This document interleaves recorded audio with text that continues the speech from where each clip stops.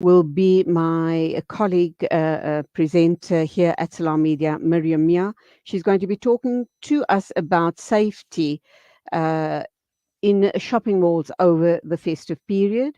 We'll also talk with the owner of Faraza Gifts, and that's Fatima Sali, about the Quran Kits, an initiative in solidarity with the people of Palestine.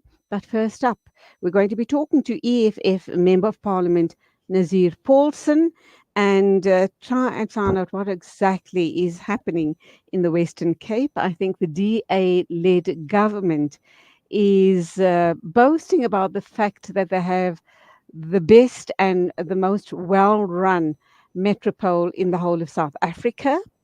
Is that in fact is that in fact true? Does that speak for the entire Western Cape population, even the people on the Cape Flats? And added to that, of course, they are asking for more money from national government, as they claim the population in the Western Cape is in fact soaring. So let's bring in you, Nazir Paulsen. Lovely to talk with you once again. You are the Member of Parliament for the EFF. And how do you respond to my opening remarks this morning? Assalamu alaikum wa rahmatullahi wa barakatuh. Shukran so much, Sister Julia, and to Salam Media for hosting the EFF once again. It's always a pleasure to be here, and shukran for the opportunity to speak about this particular matter. I think, Sister Julie, what has become very, very clear is that the DA are no longer making secret of the fact that they want to build or create an exclusive Zionist state here in Africa, and that Zionist state would be the Western Cape. You also know that the DA wants to devolve national powers to the provincial government, which is probably the first step to complete cessation from the rest of the country. And there's quite a number of groups within the Western Cape that are pushing for cessation. One has even registered as a political party and will contest an election under the premise and promise that they would move towards seceding from the rest of South Africa. And that could spell dire consequences for indigenous people of the Western Cape. Because already, like you said, they are saying that Cape Town is the best run metropolitan. I've just been to Gqeberha over the weekend, and Gqeberha is being run by a coalition government, which includes the EFF, and it's far more beautiful and cleaner than Cape Town, I must add, whether it's there's even remarkable improvement within the townships there. And, so unlike here in Cape Town, where there's a continuous deterioration of the conditions within townships, I can take you to places, and one day we should maybe do this via this interview via cell phone, Absolutely. and I can take you to areas like Khayelitsha, Nyanga, Manenberg, and Nova Park, where people live side by side with sewage and refuse dumps, because service delivery in those areas are very poor, because Cape Town Or is essentially, non-existent. Or yeah, non-existent. yes. Cape Town Nazir? is essentially a two-state solution, which means Sure. stands for poor and working class people, and better services for middle class people, but for the very wealthy, the likes of Camps Bay, Llandudno, it's a haven. It's like riding So, on the Nazir, side. let's ask this question, the all important question. They might argue, the uber rich or the super rich might argue that by them living in those areas that you've just mentioned now, someone just whispered in my ear a little while ago, suggesting that Muizenberg is going to be the next Zionist capital in South Africa. First time I hear of it, but you can confirm or confirm that for us or not. But these super rich people might argue that by them semigrating and immigrating into the Western Cape. When I talk about immigrants, obviously from Europe and elsewhere, they're bringing in their dollars and they are boosting the Western Cape's coffers, so to speak. They're creating jobs and possibly uplifting the conditions of the poorer people in the Western Cape. Would you buy that narrative? And if not, why not? No, no, I don't buy that narrative. Number one, uh, anyone who gets wealthy, Sister Julie, gets wealthy or extremely wealthy, unless he's created something really fantastic, um, gets wealthy on the backs of the poor and working class people. And let me explain to you. I serve on a portfolio committee for environment, forestry, and fisheries. And one of the things that they do is the Department of Sea Fisheries. They issue fishing permits to people. Now, I'll make the analogy that what the Israelis do to Palestinian fishermen, there's a reason why there's this fishnet pattern on the keffiyeh, is because of the Palestinians' relationship with the Mediterranean Sea. But they can't go and fish in that sea any longer because the Zionists have claimed that for themselves, right? So our Palestinian brothers and sisters used to eke out a living from fishing. They can't do that anymore. If they enter the fishing waters in the Mediterranean, they get shot at by the Israeli Navy. It's the same here in South Africa, but so indigenous people all along the coast of the Western Cape, there were various fishing towns. They were wonderful, they were beautiful, they were thriving. But since the ANC came into power, it's been very difficult for indigenous fishers to access the ocean for fishing because the Marine Living Resources Act says that government must give you permission to fish. And when government gets permission, or when government has the right to decide who gets to fish, it's very seldom the people who always had a relationship with the ocean. So in Camps Bay, there's a guy who's got fishing rights for 7 different species of fish. It would be crayfish, abalone, hake, longline, prawn, whatever the case may be. And that guy he doesn't know a fishing rod from a broomstick, but he's got 7 fishing rights, which he has an annual value of about 20, 30 million. And of course, that indicates, Nazir, sorry for the interruption, that does indicate that they are in collusion, people that get these rights, exclusive rights Yes, to fishing and definitely. anything else, that they are in collusion with very corrupt political councillors and Exactly, political people. So exactly. that, yeah. And I make and I have said this in the House. I will also say it on a public platform that the environment or forestry, fisheries, and environment department are some of the most corrupt employees of state because they are dictated by very corrupt people. And so much so is that this department 3 years ago, they had 134 targets to meet in terms of the annual planning. For the current financial year, it's been reduced to 60 targets. So they've lowered the bar because of their inability to perform their functions. And it's very critical targets that have been removed. Number one, that the department would procure 51, or rather 30% of goods and services by women-owned companies. They would procure goods and services from broad-based Black economic empowerment companies. So even those policies, which were targets, have now been removed. They're no longer going to have to procure from those who historically disadvantaged people.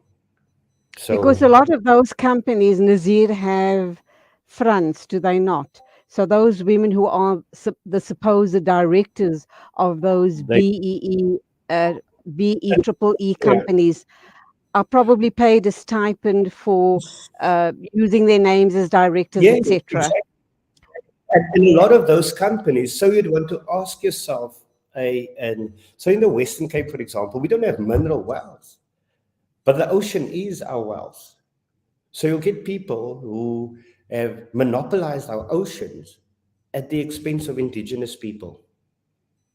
And a lot of those people have the money to pay off politicians, to pay off public servants, to give them quotas. And they live up in Johannesburg. Imagine someone from Gauteng having a fishing right. He's never been to the ocean. So they come, Okay, let's so they're coming let's here now. let's So let's now, let's get to Sister this Julie, all they're important getting question. closer. I need to ask you two very Yes. important questions. There seems to be a mass exodus in South Africa regarding semigration to the Western Cape. How Yeah. are the political parties, EFF, etc., managing and handling that situation? You spoke about cessation of, the DA wanting to create this entity in the Western Cape. Is there legally nothing that can be done to stop them from, going ahead with that plan? What about national government, or what about you other political parties, So stopping this? yeah. So, Sister Julie, let me tell you that the Western Cape is the most racist province in the country. I've traveled this entire country. You will never find racism like the racism you find here in the Western Cape. It's become almost normalized. So, so it's a way that the province is also marketed. If you remember the Brackenfell High School incident where colored and African kids were not invited to the matric farewell during COVID, but white kids were. We pitched up there. There were many people that said, but it's their right to invite whom they want. So, and nothing, there's been no sanction from the Western Cape government. They endorse that behavior. There's also a school called Herzliya here that we They feel, train or those children to go into the IDF. We have covered that story. no, it's not IDF, it's IOF. It's not a defense force, it's an occupying force. We must Oh, always there get that. you go. A defense force defends a sovereign state where they have a right to be. This is an occupying force. They don't have a right to be there. So, and you've covered it. So people are attracted by this right-wing uh, government of the Western Cape that favors white, and specifically now we've also seen, and this happened a year ago, where there was an expo um, hosted by the South African Jewish Board of Deputies, the Zionist Federation, the South African Zionist Federation up in Johannesburg. So it was September in 2022. So cleverly, it was done that time, not close to an election like in end of 2023, but obviously social media and the internet uh, will always expose us in ways that we wouldn't want to be exposed. And it says there in the article, the premier says, when the South African Jewish Board of Deputies and the South African Zionist Federation said to Jewish people up in Gauteng or Johannesburg, don't immigrate, right? And usually those people would have immigrated to occupied Palestine, but don't immigrate, semigrate, go down to Cape Town, go down to the Western Cape. It's the same thing. Okay, so, and in the same article, the Premier of the Western Cape, Alan Windey, the Mayor of Cape Town, endorsed that sentiment. Come down to the Western Cape, semigrate rather than to immigrate. So, Sister Julie, as a working class person, before I go anywhere in the world, I have to think of having a job to survive. Right.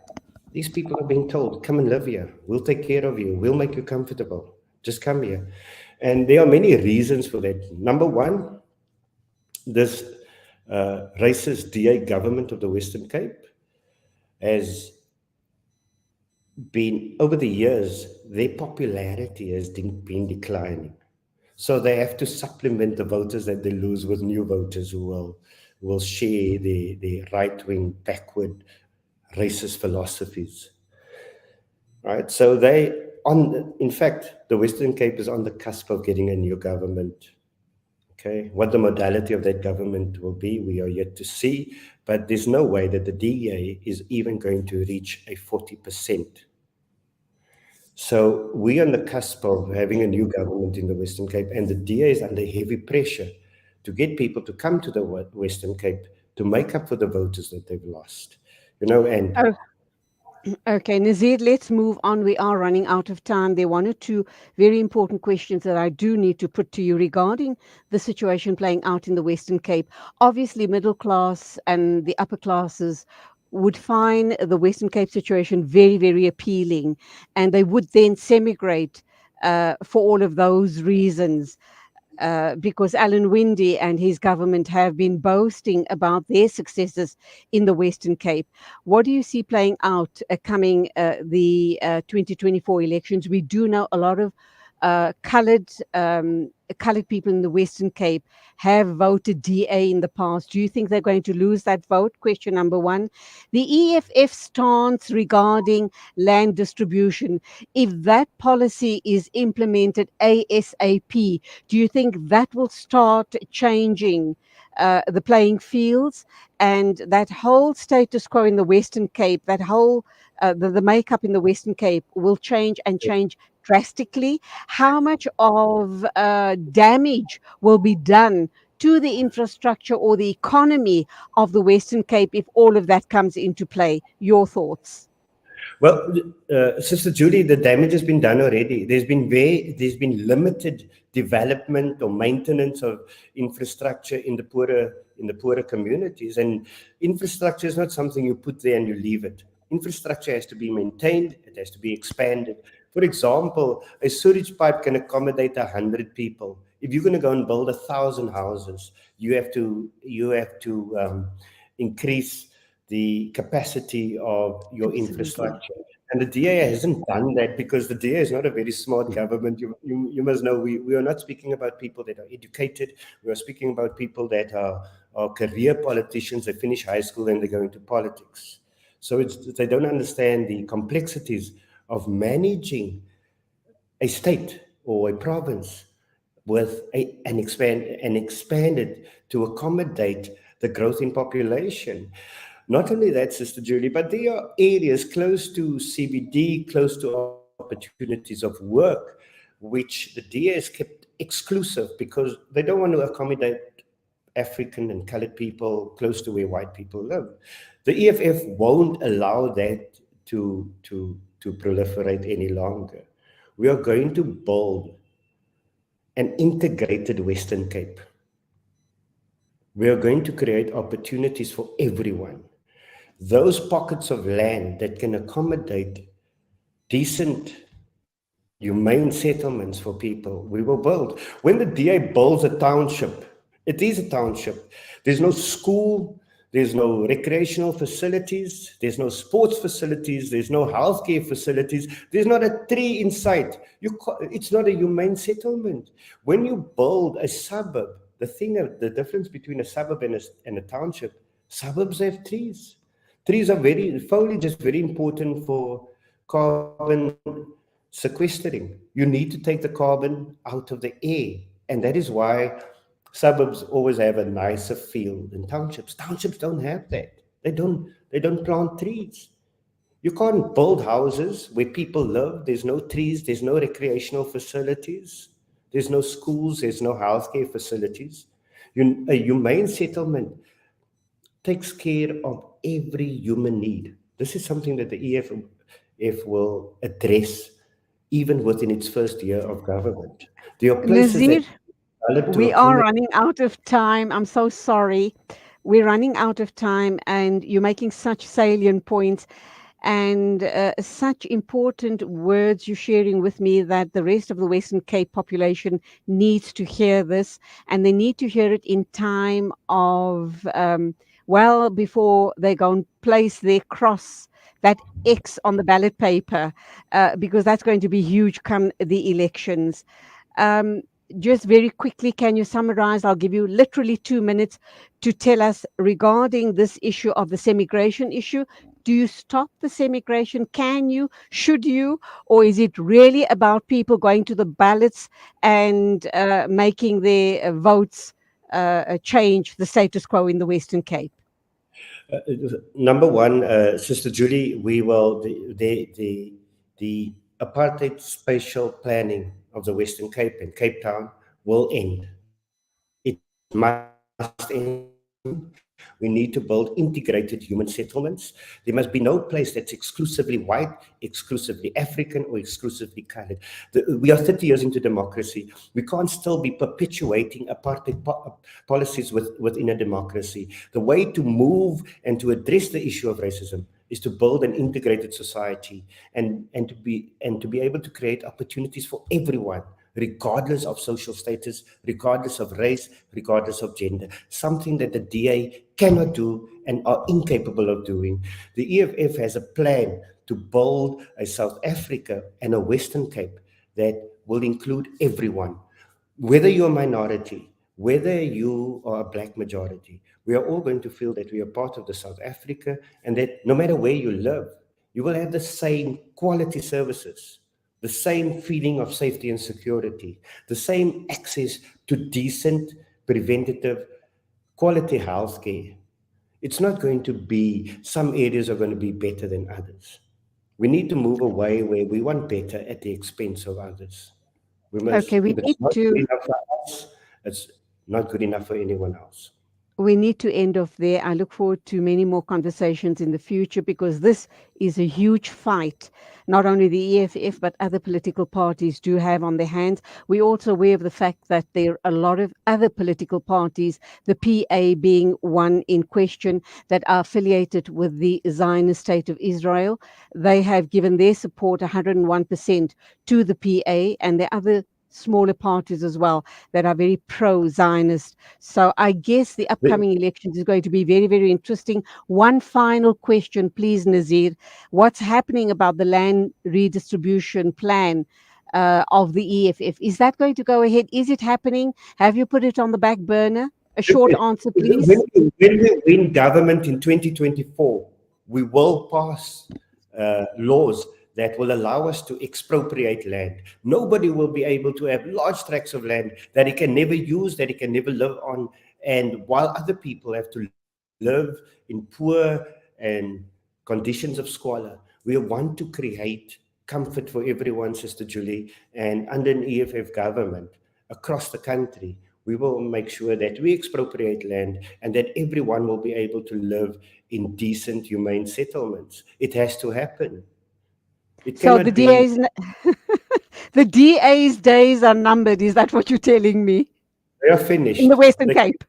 They look. If anyone who has an iota of justice in their hearts and who care about what our Palestinian brothers and sisters are going through, will never vote for a party that endorses what the Zionists are doing. Our premier, he wanted to arrest Putin on a rumor that Russians are kidnapping Ukrainian children. Netanyahu is bombing kids. It's a war against kids. Our premier hasn't uttered a word of compassion. In fact, they endorse what the Zionists are doing because they've been doing it to us all along. And we need to stop it. And the EFF is the only counter for Zionism in South Africa. No one else can counter Zionism, not the ANC, not even the Nazir, ANC. EFF. wonderful talking with you. I look forward to many more such discussions in the future. You keep up the great work, inshallah. Until the next time, as always, Assalamu alaikum to you. Wa alaikum salam wa rahmatullahi wa barakatuh. It is exactly 9:37. News and views on Salam Media. Coming up next is Fatima Sali, owner of Faraza Gifts, and she's going to talk to us about an amazing initiative. So please stay with us.